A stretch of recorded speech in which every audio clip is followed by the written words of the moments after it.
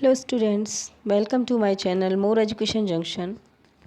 आज हम आप लोगों को class 9th Sanskrit chapter 5 Sukti Mauktikam पढ़ाने जा रहे हैं। तो चलिए हम स्टार्ट करते हैं। बच्चों, यह जो सूक्ति मौक्तिम श्लोक हैं, यह अलग अलग ग्रंथों से लिए गए हैं। तो हम इसके बारे में देखते हैं। और सबसे पहले हम देखते हैं कि सूक्ति मौक्तिम का मतलब क्या होता है। तो बच्चों, सूक्ति मौक्तिम का मतलब होता है जो सुविचार रूपी मोती, सुविचार रूपी मोती सूक्ति मौक्तिम का मतलब होता है। ठीक है, तो चलिए हम स्टार्ट करते हैं। और बच्चों, स्टार्ट करने से पहले यदि आप लोग मेरे चैनल पर न्यू हैं तो मेरे चैनल्स को सब्सक्राइब कर लें और बेल आइकन प्रेस कर लें ताकि आप लोगों को मेरे वीडियो का नोटिफिकेशन मिलता रहे। चलिए तो हम स्टार्ट करते हैं। सबसे पहले हम देखते हैं इसका गायन कैसे किया जाता है। ठीक है, श्लोक का। बच्चों, श्लोक जो होते हैं उनका हमेशा गायन करके ही पढ़ा जाता है। ठीक है, तो चलो हम इसको गा के पढ़ा आप लोगों को बताते हैं और फिर आप लोग भी इसका रिवीजन कीजिएगा। व्रतं यत्नेन रक्षेद वित्तमेति चायाति च अक्षीणो वित्ततः क्षीणो वृत्ततस्तु हतो हता। अर्थात अन्वय इसका दिया गया है, व्रत्तम यत्नेन संरक्षेत वित्तम एति च याति च वित्ततः क्षीणः अक्षीणा भवति वृत्ततः क्षीणा तु हतः हतः। बच्चों, इसका हम अर्थ देखते हैं। वृत्तम मीन्स होता है बच्चों धन, वृत्तम मीन्स होता है चरित्र। वृत्तम मीन्स क्या होता है? चरित्र। एक मिनट, वृत्तम का मतलब होता है चरित्र। ठीक है, वृत्तम यत्नेन, तो मनुष्य को अपने आचरण, अपने चरित्र का, यत्नेन, यत्नेन का मतलब होता है प्रयत्नपूर्ण, रक्षेद, रक्षेद का मतलब होता है बच्चों रक्षा, प्रयत्नपूर्ण रक्षा करनी चाहिए। व्रत्तम यत्नेन रक्षेद, हमें मनुष्य को अपने चरित्र की, अपने आचरण की प्रयत्नपूर्ण रक्षा करनी चाहिए। वित्तमेति च याति च, धन तो आता जाता रहता है, धन तो आता जाता रहता है। आगे देखिए, अक्षीणो वित्ततः क्षीणो, धन के क्षीण होने पर, धन के क्षीण होने पर मनुष्य क्षीण या कमजोर नहीं होता, बल्कि वृत्ततस्तु हतो हता, बल्कि आचरण के क्षीण होने पर, आचरण के क्षीण होने पर वृत्तस्तु हतो हता, आचरण के क्षीण होने पर निश्चय ही मनुष्य का विनाश हो जाता है। तो बच्चों, आप लोगों ने इसका अनुवाद बहुत अच्छे से समझ लिया होगा। और यदि ना समझ में आए तो आप लोगों का जो मैंने अर्थ दिया है उससे आप लोग पढ़ लीजिएगा और उसको वीडियो पॉज कर करके लिख लीजिएगा। ठीक है, चलिए देखते हैं नेक्स्ट।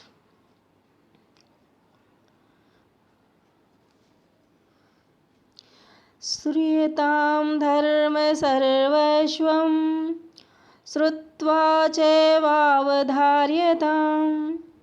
आत्मना प्रतिकूलानि परेषां न समाचरेत्। श्रूयताम, श्रूयताम का मतलब होता है बच्चों सुनकर। ठीक है, देखते हैं हम इसका अन्वय।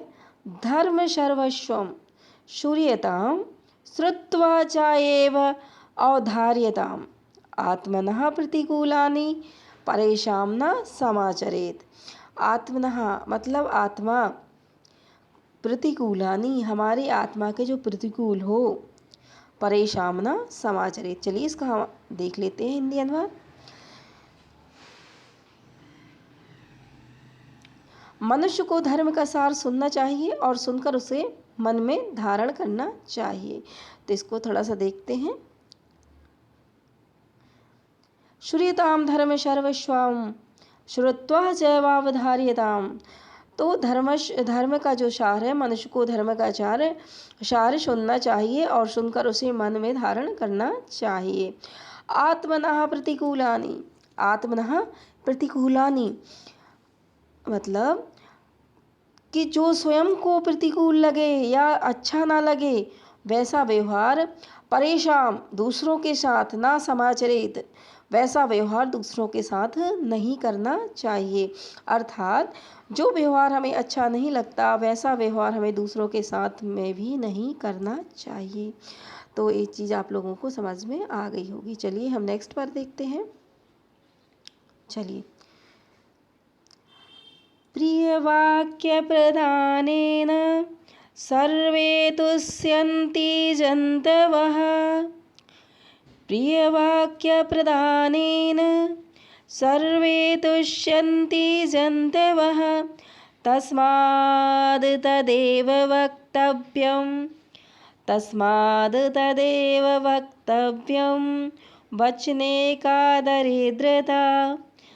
देखिए, प्रिय वाक्य प्रदानेन, हमें प्रिय वाक्य को क्या करना चाहिए? देना चाहिए। देना चाहिए का इसका मतलब ये नहीं है बच्चों कि हमें जो वाक्य, जो मधुर वचन है वो बोलना चाहिए, ठीक है।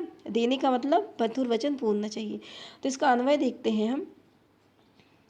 सर्वे जंतवः प्रिय वाक्य प्रदानेन तुष्यति, मतलब सभी जो जंतु प्राणी होते हैं वह प्रिय वाक्य, मधुर वाक्य से प्रसन्न होते हैं। तस्माद् तदेव वक्तव्यम, वचने दरिद्रता का, ठीक है। तो चलिए हम इसका अर्थ देखते हैं। अर्थ में देखते हैं,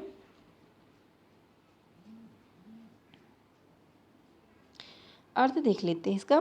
मधुर वचन बोलने से सभी प्राणी प्रसन्न होते हैं, इसलिए हमें सदैव मधुर वचन ही बोलना चाहिए। बोलने में क्या दरिद्रता, बोलने में कैसी कंजूसी, अर्थात हमें सदा मधुर वचन बोलने चाहिए, बोलने में कंजूसी नहीं करनी चाहिए। आप लोगों ने वो सुना होगा कि हमेशा औरन को शीतल करे आपो शीतल होए, ऐसी वाणी बोलिए मन का आपक होए। तो क्या है कि हमें हमेशा मधुर वचन ही बोलनी चाहिए। चलिए नेक्स्ट पर आते हैं। पिबन्ति नद्दाः स्वमेव नाम्भा, पिबन्ति नद्दाः स्वमेव नाम्भा, स्वयं न खादन्ति फलानि वृक्षा, स्वयं न खादन्ति फलानि वृक्षा, नादन्ति सस्यं खलु वारिवाः, नादन्ति सस्यं खलु वारिवाः, परोपकाराय सतां विभूतयः, परोपकाराय सतां विभूतयः। अर्थात नद्दा मीन्स क्या होता है बच्चों? नदी। स्वयं एव अम्भा न पिबन्ति, वृक्षा स्वयं फलानि न खादन्ति, वरिवाः खलु सस्यं न अदन्ति, सदा विभूतयः परोपकाराय एव भवन्ति। अर्थात नदियाँ अपना जल स्वयं नहीं पीती, वृक्ष अपने फल स्वयं नहीं खाते, बादल स्वयं फसल नहीं खाते हैं, क्योंकि सज्जनों की संपत्ति दूसरों की भलाई के लिए होती है, अर्थात स्वार्थ के लिए नहीं। तो दूसरों की भलाई के लिए, परोपकार के लिए सज्जन हमेशा कभी धन का संचय नहीं करते हैं, वह अपने धन को दूसरों की भलाई में ही लगाते हैं। जिस प्रकार हमने आपको बताया कि नदियाँ अपना जल नहीं पीती हैं, वृक्ष अपने फल स्वयं नहीं खाते हैं और बादल भी अपनी फसल नहीं खाते हैं, इसी प्रकार जो सज्जन व्यक्ति होते हैं वो भी ये धन का संचय नहीं करते हैं, अपने धन को परोपकार में, पर भलाई में, पर कार्य में खर्च करते हैं, लगाते हैं। चलिए नेक्स्ट पर आते हैं।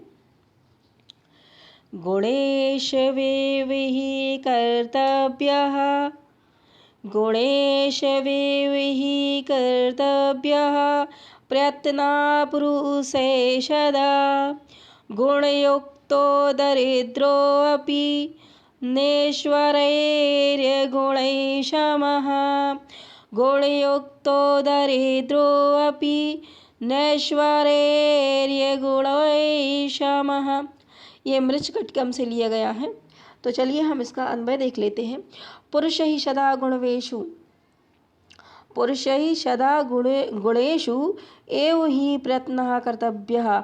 गुणयुक्त दरिद्रः अपि अगुणैः ईश्वरैषम न भवति अपितु श्रेष्ठ भवति।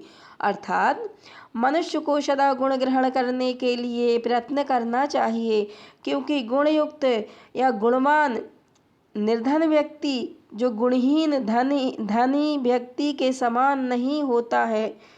निर्धन व्यक्ति जो गुणहीन धनी व्यक्ति के समान नहीं होता है, क्योंकि गुणवान निर्धन व्यक्ति गुणहीन धनी व्यक्ति से भी श्रेष्ठ होता है।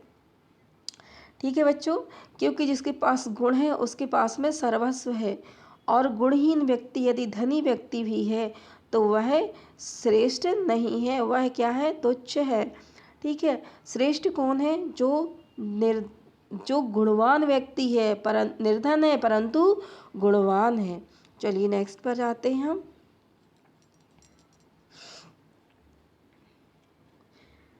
आरंभ गुर्वी क्षैणी क्रमेण, आरंभ गुर्वी क्षैणी क्रमेण, लघवी पुरा वृद्धि च पश्चात्, लघवी पुरा वृद्धिमति च पश्चात्, दिनस्य पूर्वार्ध परार्ध भिन्ना, छायेव मैत्री खल सज्जनानां, छायेव मैत्री खल सज्जनानां।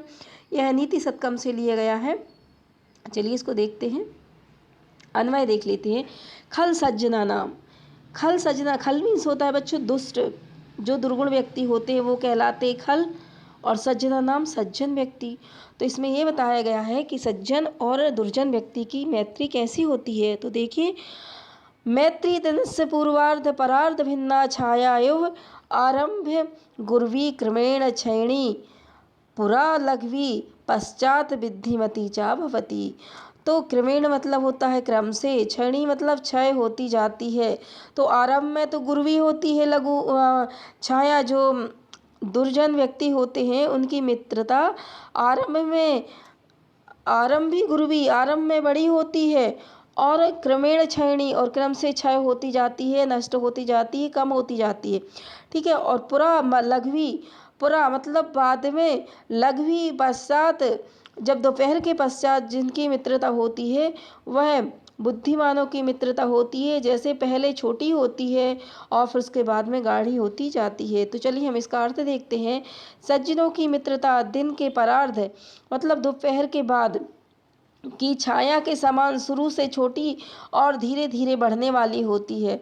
दूसरों की मित्रता दिन के पूर्वार्ध, दोपहर से पहले, पूर्वार्ध क्या बोलते हैं, दोपहर से पहले की का समय, पूर्वार्ध की छाया के समान शुरू में अधिक हो और क्रमशः क्षीण होने वाली होती है। तो ऐसी दुर्जनों की मित्रता और सज्जनों की मित्रता होती है। चलिए नेक्स्ट पर आते हैं।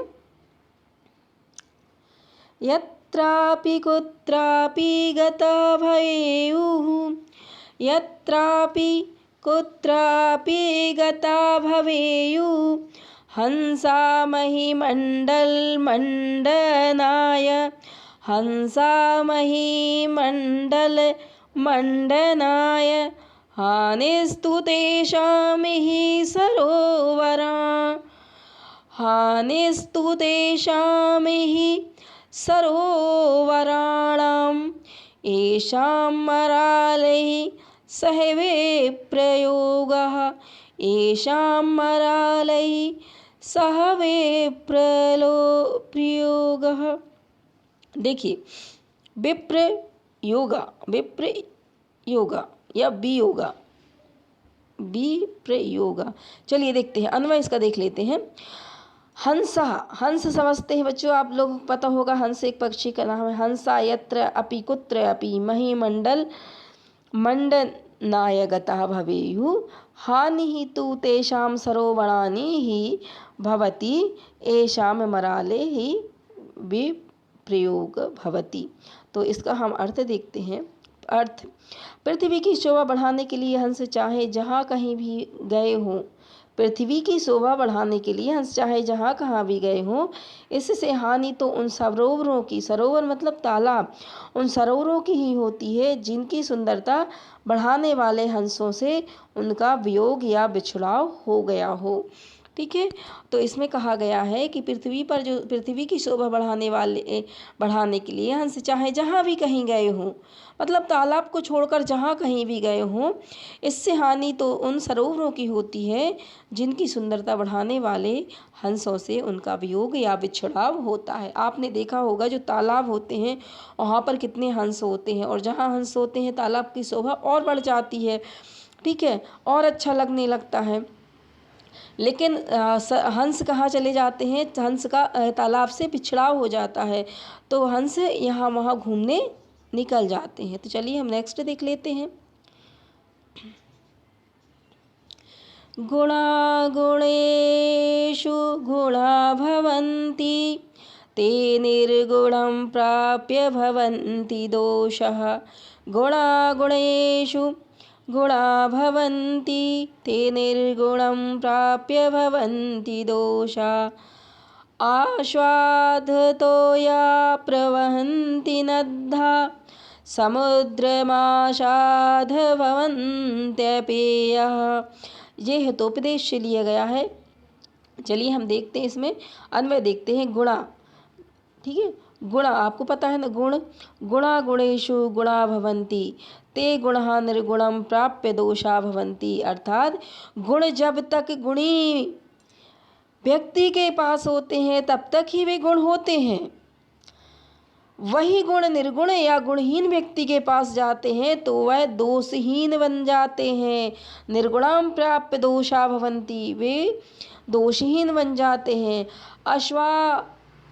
आस्वाद तो यह नद्ये प्रवहन्ति, है ना, जैसे स्वादिष्ट जल वाली नदियाँ बहती रहती हैं, लेकिन ताएव नद्धा समुद्रम असाध्य अपेया भवन्ति, लेकिन जब वे नदियाँ समुद्र से मिलती हैं तो उनका जल अपेय मतलब जो पीने योग्य ना हो जाता है, अर्थात खारा हो जाता है, जिसे हम पी नहीं सकते हैं। तो इसमें कहा गया है कि गुण जब तक गुणी व्यक्ति के पास होते हैं, ठीक है, जब तक ही वो गुण होते हैं, वही गुण यदि निर्गुण व्यक्ति के पास हो जाते हैं तो दोष बन जाते हैं। ठीक है, जैसे स्वादिष्ट नदियों का जल जो है, नदियाँ जब बहती रहती हैं तो उनका जल जो स्वादिष्ट रहता है, लेकिन जैसे ही वो नदियाँ समुद्र में जाकर मिलती हैं तो उनका जल जो है वो खारा हो जाता है, अर्थात अपीने योग्य हो जाता है। चलिए नेक्स्ट देख लेते हैं बच्चों। यहाँ आप लोगों के श्लोक समाप्त हुए हैं। चलिए हम एक पदेन क्वेश्चन देखते हैं। यदि आप लोगों ने बहुत अच्छे से समझा है तो आपसे क्वेश्चन बनेंगे। चलिए देखते हैं क्वेश्चन नंबर फर्स्ट। एक पदेन उत्तरम लिखति। वित्ततः क्षीणाः कीदृश भवन्ति। वित्ततः क्षीणाः कीदृश भवन्ति। वित्त के क्षीण होने से क्या होता है, क्या दिखता है, तो अक्षीणा मतलब वृत्त के जो वित्ततः क्षीणा कीदृश भवन्ति, इसका आंसर क्या होगा, अक्षीणा। अगर धन पैसा यदि क्षीण हो जाए तो भी कैसे होते हैं, अक्षीण होते हैं, मतलब कुछ नहीं गया होता है। ठीक है, नेक्स्ट देते हैं। कस्य प्रतिकूलानि कार्याणि परेषां न समाचरेत्। तो किसके प्रतिकूल कार्य नहीं करना चाहिए, आत्मनः, मतलब जो हमें अपनी आत्मा स्वीकार नहीं करती, आत्मा के विपरीत हमें कार्य नहीं करना चाहिए। कुत्र दरिद्रता न भवेत्, किसमें दरिद्रता नहीं करनी चाहिए, बचने मतलब बोलने में हमें दरिद्रता नहीं करनी चाहिए। नेक्स्ट क्वेश्चन देखते हैं। वृक्षा स्वयं कानि न खादन्ति। वृक्ष स्वयं कानि क्या नहीं खाता स्वयं, तो इसका आंसर होगा फलानि। वृक्ष फलानि न खादन्ति। चलिए नेक्स्ट पर आते हैं हम। का पुरा लघ्वी भवति।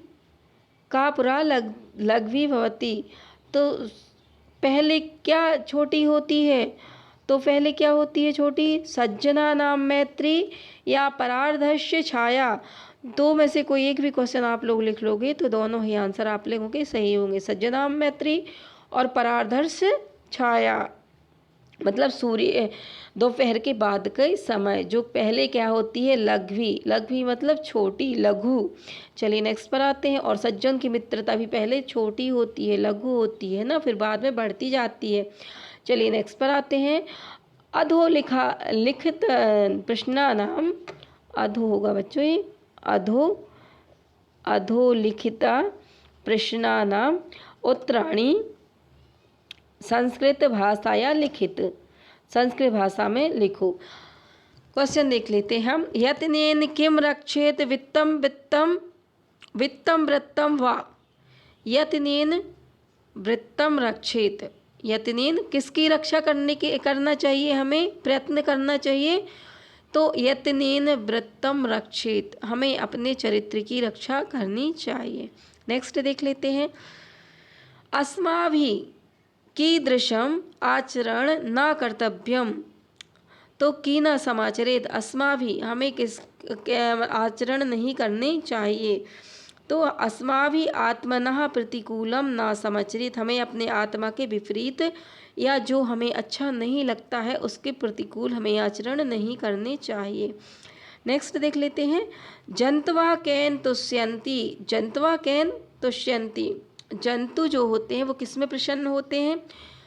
तो जंतवः प्रिय वाक्य प्रदानेन तुष्यन्ति, किससे संतुष्टि मिलती है प्राणियों को, प्रिय वाक्य बोलने से। चलिए नेक्स्ट पर आते हैं। सज्जनानां मैत्री परार्ध छायायो भवति, आरंभे लघ्वी पश्चात च गुर्वी। ठीक है, आरंभ लघ्वी पश्चात च गुर्वी, गुर्वी लिख लेना, यहाँ मिसप्रिंट हो गया है, गुर्वी। सज्जनानां मैत्री कीदृशी भवति, सज्जनों की मित्रता कैसी दिखती है। तो सज्जनानां मैत्री परार्धस्य छाया एव भवति, परार्ध की छाया के समान होती है, आरंभ में लघ्वी पश्चात में गुर्वी। नेक्स्ट देखते हैं। सरोवराणाम हानि कदा भवन्ति, सरोवरों को हानि कब होती है। यदा हंसा तान परित्यज्य अन्यत्र गच्छति तदा सरोवराणाम हानि भवति, मतलब सरोवर को छोड़कर हंस कहीं और दूसरी जगह चले जाते हैं तब सरोवर को हानि होती है, तालाबों को हानि होती है। चलिए नेक्स्ट क्वेश्चन पर आते हैं। क्वेश्चन नंबर 3, इसमें हमें मैचिंग करनी है। ठीक है। का स्तंभे विशेषानि, खा स्तंभे च विशेष्याणि दत्तानि, तानि यथोचितं योजयत्। देखिए का अश्वाद तोयः, अश्वाद तोया क्या, नद्धा। ठीक है, इसका क्या आ जाएगा, नद्धा, अश्वाद तोया नद्धा। देखिए गुणयुक्ता, गुणयुक्ता क्या, गुणयुक्त कौन हुए हैं, दरिद्र। यदि दरिद्र व्यक्ति गुणयुक्त भी है तो वह दरिद्र नहीं है। नेक्स्ट देख लेते हैं। दिनस्य पूर्वार्ध भिन्ना, दिन के पूर्वार्ध में है ना, पूर्वार्ध में किसकी मैत्री होती है, खला नाम, खलों के समान।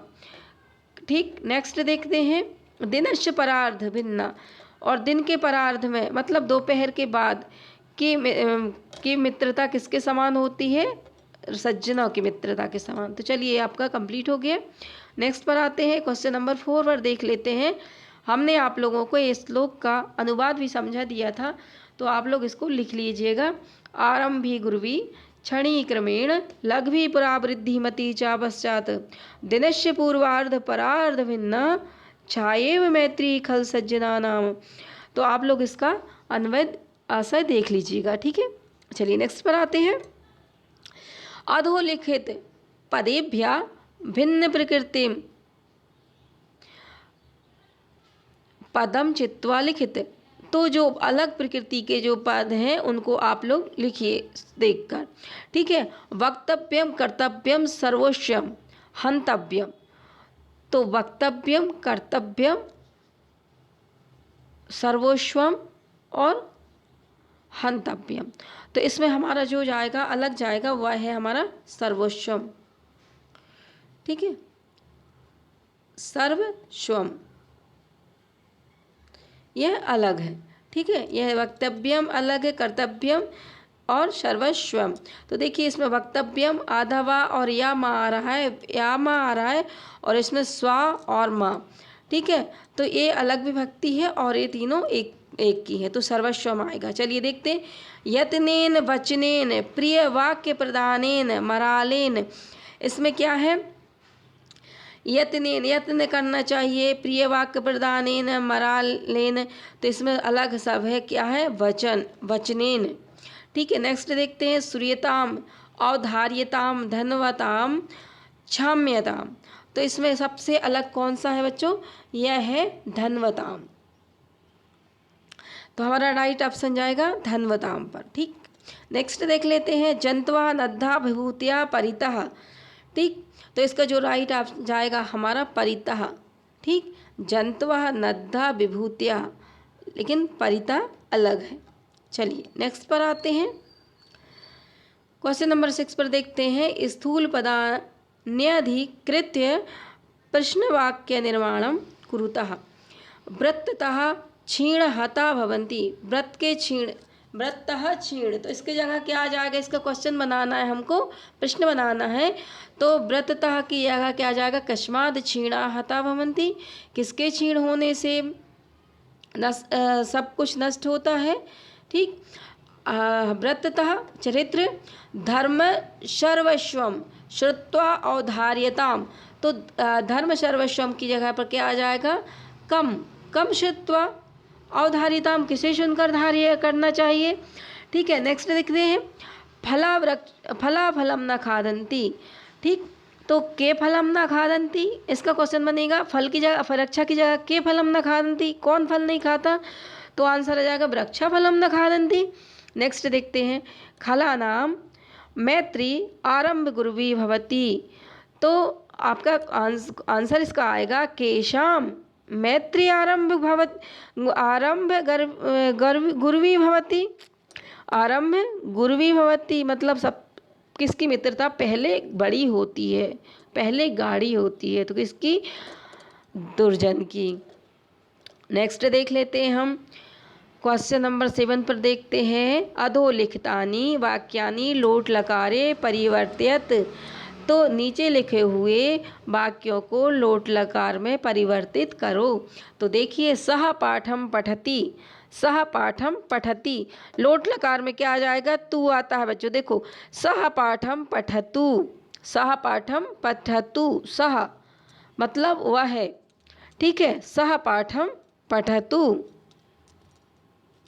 नेक्स्ट देखते हैं। नद्धा आस्वाद्य तोया संति, तो इसमें क्या आ जाएगा? नद्धा असाध्य तोया संति की जगह संतु, क्या आ जाएगा? संतु। यहाँ क्या आया था? पठंतु, सॉरी पठतु। नेक्स्ट पर आते हैं। सह सदैव प्रिय वाक्यम वदति, सह सदैव प्रिय वाक्यम वदति, तो सह सदैव प्रिय वाक्यम वदतु, वदति की जगह लोट लकार में क्या आएगा? वदतु, और सह आ रहा है। ठीक है, सह, सह मीन्स क्या होता है? वह है। ठीक है, तो आप लोग देख लीजिएगा कि उत्तम पुरुष, मध्यम पुरुष और अन्य पुरुष में कौन कौन सी विभक्ति लगती हैं। चलिए नेक्स्ट पर आते हैं। हम देखते हैं। त्वं परेशान प्रतिकूलानि न समाचरसि, त्वं परेशान, तो त्वं परेशान प्रतिकूलानि न समाचरसि है, तो क्या आ गया? समाचरः, तो लोट लकार में क्या आ जाएगा? समाचरा। त्वं, त्वं दिया गया है, तो त्वं के साथ क्या आ गया? समाचरा। ते वृत्तम यत्नेन संरक्षन्ति, ते वृत्यम, तो ते वृत्तम यत्नेन संरक्षन्तु, अहम परोपकाराय कार्य करोमि, हमें परोपकार के कार्य करना चाहिए, तो अहम परोपकाराय कार्य करवाणी। तो बच्चों, आप लोगों को जब तक लोट लकार के, जैसे लोट लकार, लट लकार, लिट लकार, इसका मैं आप लोगों को एक वीडियो बना के लाऊंगी, तो आप लोगों को इसका सब क्लियर हो जाएगा। ठीक है, अभी इतना पढ़ लीजिएगा, फिर मैं आप लोगों के लिए नया वीडियो बनाऊंगी जो लकारों पर आधारित होगा, तो वो आप सुन लीजिएगा। ठीक है, तब तक के लिए जय हिंद, जय भारत। बहुत अच्छे से पढ़ना आप सब। ठीक है, चलिए नमस्कार।